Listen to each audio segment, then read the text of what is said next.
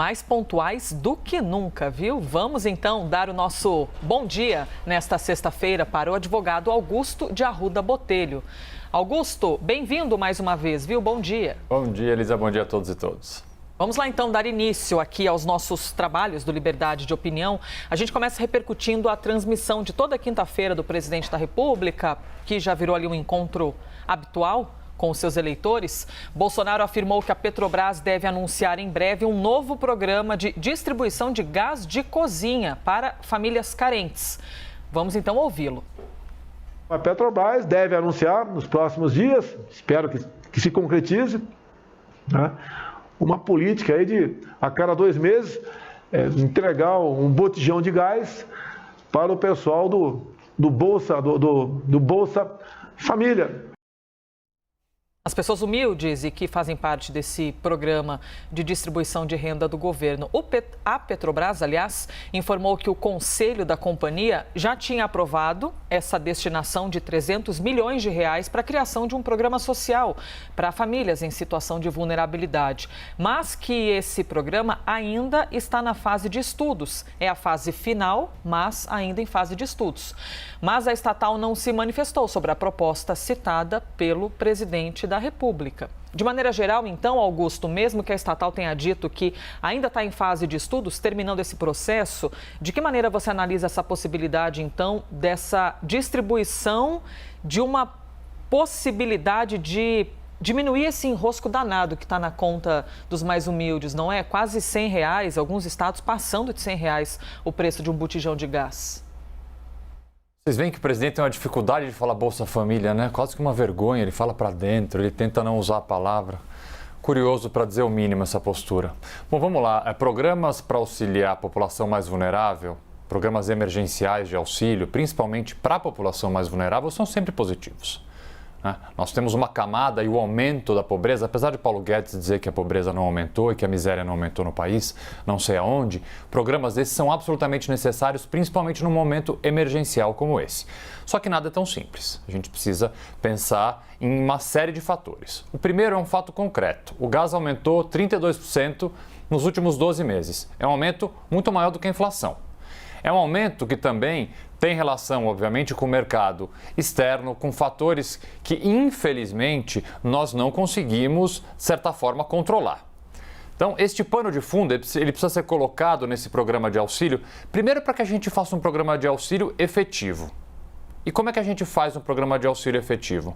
Primeiro, com um critério bastante estabelecido e bastante claro de quem vai receber esse auxílio. Número 1. Número 2, eu preciso ter um prazo.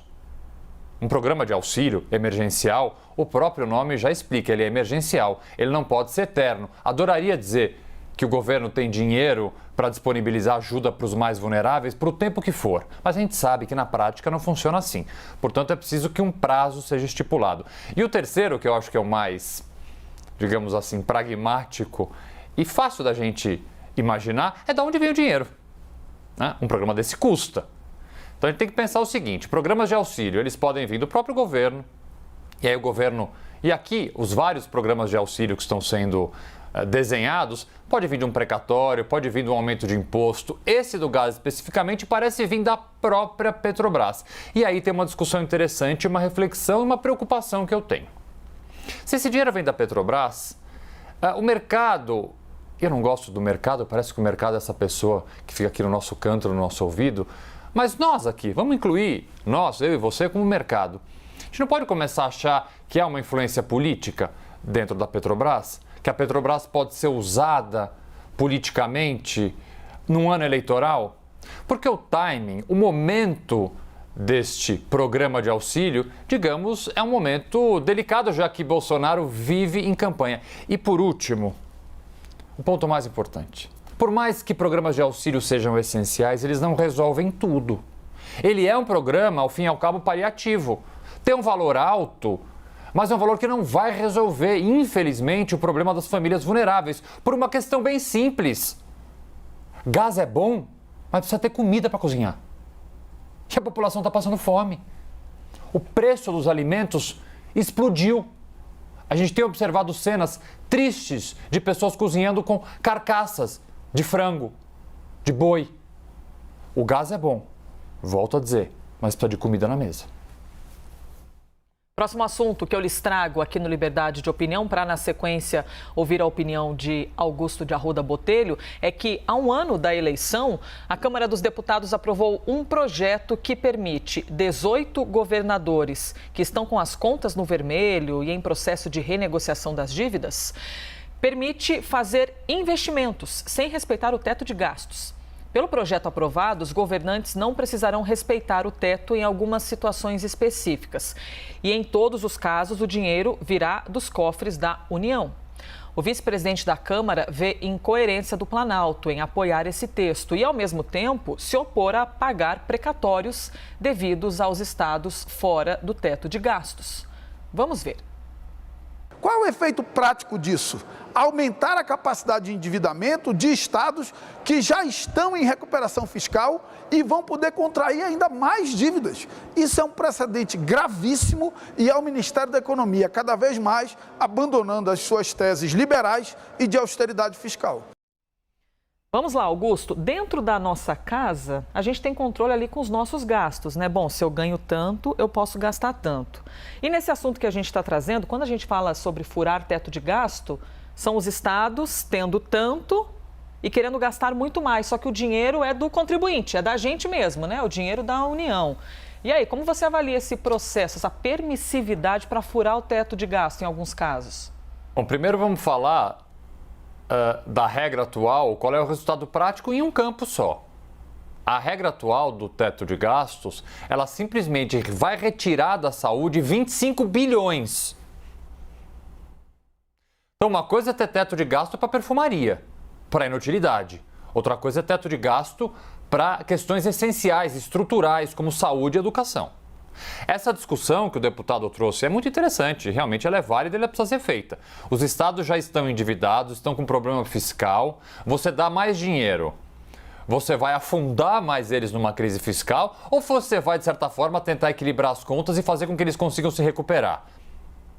Essa é uma discussão que os economistas têm que fazer e os gestores, mas há esses dois pontos. O fato é que o Brasil é um país de proporções continentais, os estados têm peculiaridades, têm diferenças, têm necessidades diferentes. Estipular um gasto, um teto, é uma postura, de certa forma, conservadora e, de certa forma, eu digamos assim, bastante pragmática, mas ela não pode limitar investimentos em áreas sensíveis e necessárias que cada estado tem diferença. Não podemos comparar o estado de São Paulo com a produção de São Paulo com outros estados. Portanto, essa discussão, ela sempre... E esse é o problema das discussões políticas no Brasil. Quando a gente discutiu essa semana tanto aqui, discussões entre a Câmara e o Senado, discussões entre o Estado e a União. Por que todo mundo não pensa no Brasil? Cada um, neste tema específico, são os estados querendo puxar para o seu próprio lado e a União para dela. Ninguém pensa efetivamente no bem maior da sociedade, do cidadão e do país. Augusto, vou colocar uma pimentinha. Por favor. Um pouquinho de acidez aqui na pergunta. Logo cedo de manhã. Pode ser? Logo claro, essa hora? Claro. Cuidado do estômago, hein? Logo que eu comecei o assunto, eu falei, há um ano da eleição, a Câmara dos Deputados aprovou, então, essa decisão, essa permissividade, assim, digamos, para que alguns estados possam, em alguns temas, furar o teto de gastos. Eu quero trazer, então, de novo essa frase, há um ano da eleição. Você acredita ou avalia que essa decisão é absolutamente técnica? Temos estados que precisam, então vamos colaborar? Ou tem uma intenção aí mirando neste há um ano da eleição, Augusto?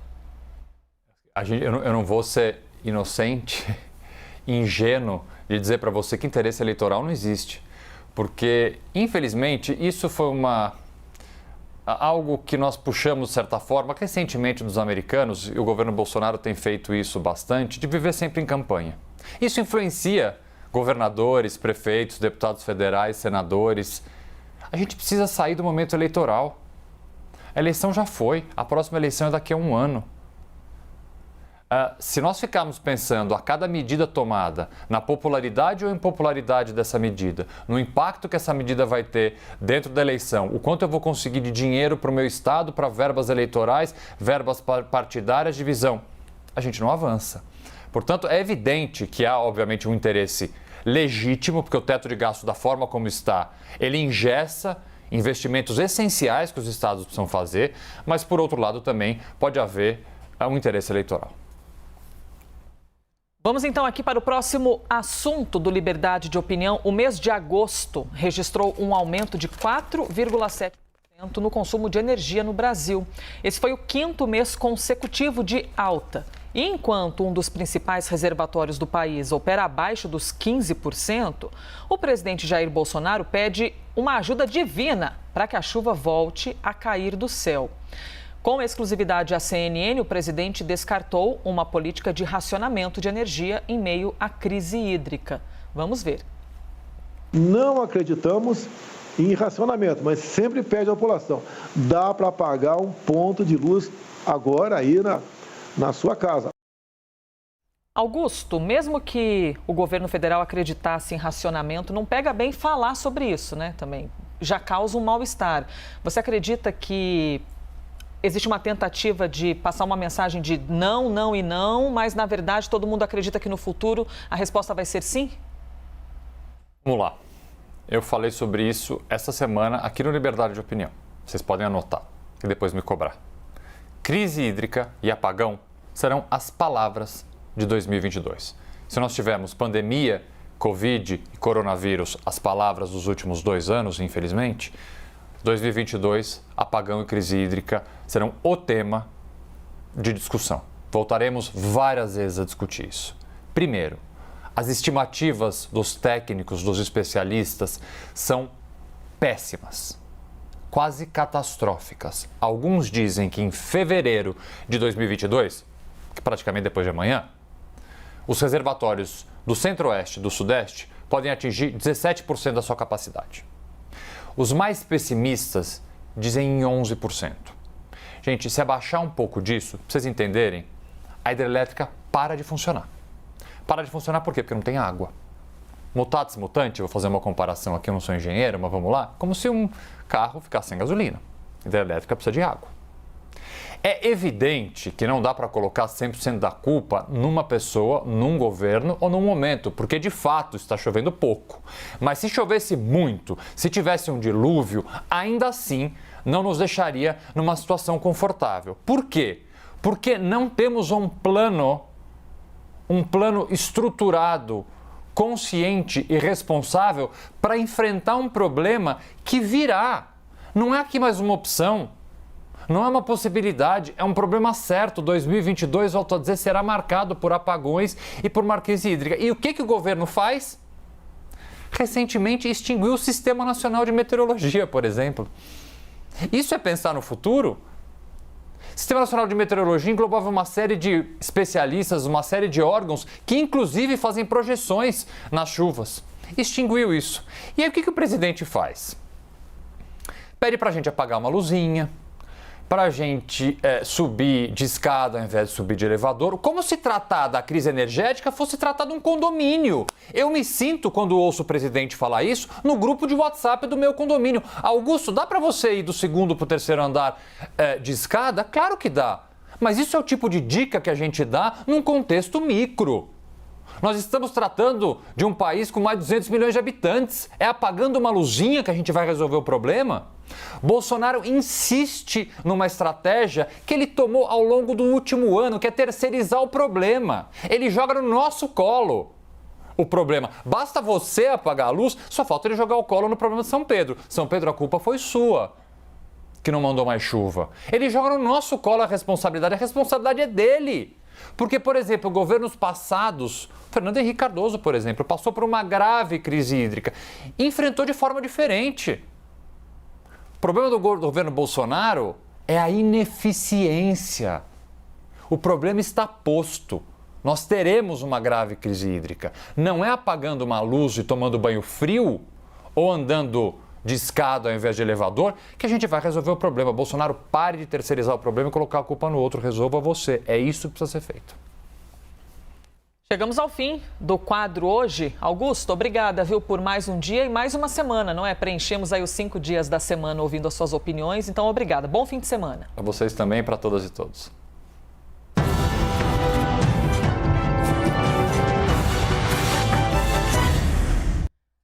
As opiniões emitidas pelos comentaristas do quadro não refletem necessariamente a posição da CNN.